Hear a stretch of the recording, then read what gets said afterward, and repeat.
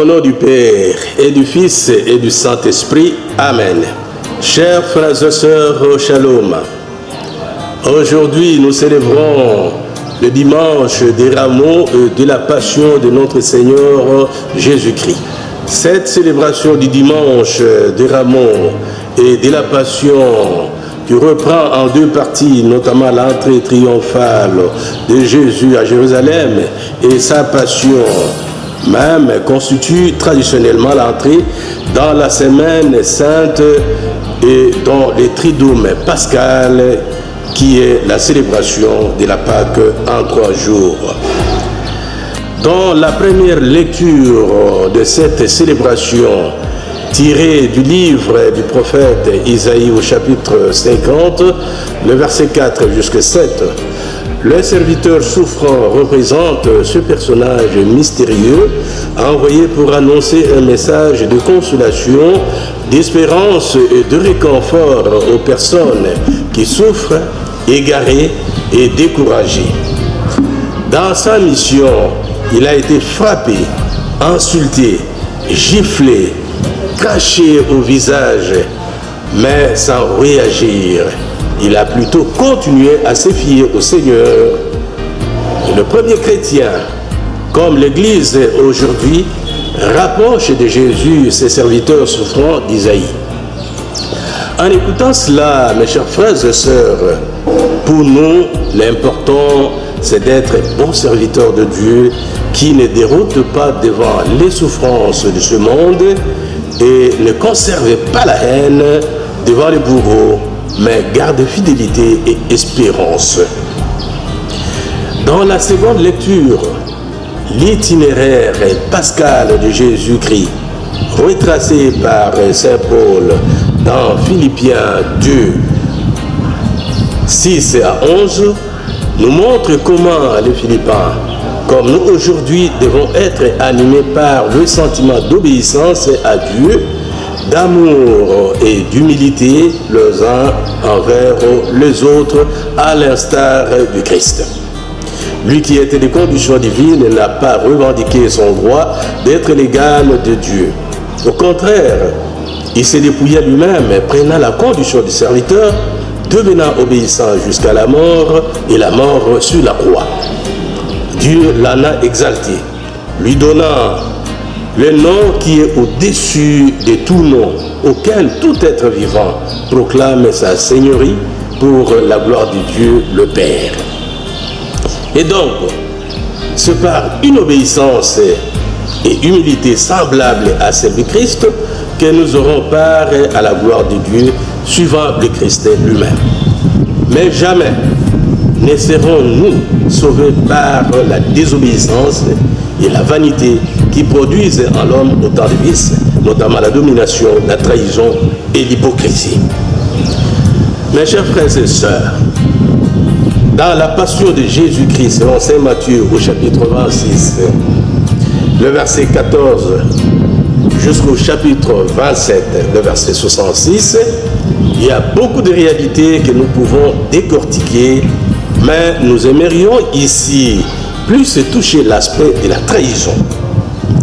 Jésus dit dans cette passion, l'un de vous va me livrer. Quand Jésus disait ainsi à ses disciples, tous étaient profondément attristés. Et tous, même Judas, le traître, l'interrogeait. Serait-ce moi, Seigneur? À Judas qui jouait à l'hypocrisie, lui posant la même question, Jésus a répondu, c'est toi-même qui l'as dit. Sa passion révèle qu'il est le Fils de l'homme qui siège à la droite du Père. C'est dans la foi, mes chers frères et sœurs, qu'il faut comprendre cet évangile. Non pour juger et condamner X ou Y, ou encore régler quelque compte que ce soit, comme on a l'habitude de voir en d'autres. Judas Iscariote, en se justifiant soi-même dans une certaine hypocrisie couverte de félonies, des faux semblants ou des faux prétextes. mais prendre conscience de sa responsabilité, sachant que rien ne peut tenir en échec la puissance de Dieu et son plan, qui se révèle à l'usure que Jésus lui-même est le Fils de Dieu. Tous les personnages de la page de l'évangile de ces jours, mes chers frères et sœurs, ont eu un rôle à jouer dans la passion et la mort de Jésus. Nous pouvons en être l'un ou l'autre. Souvent, nous chrétiens catholiques sommes accusés de recrucifier le Christ sur la croix, en considérant la croix comme symbole de notre salut et en la posant dans nos lieux de culte, dans nos maisons, dans nos institutions et en l'appliquant dans les initiales de nos prières. Tant mieux, c'est notre foi.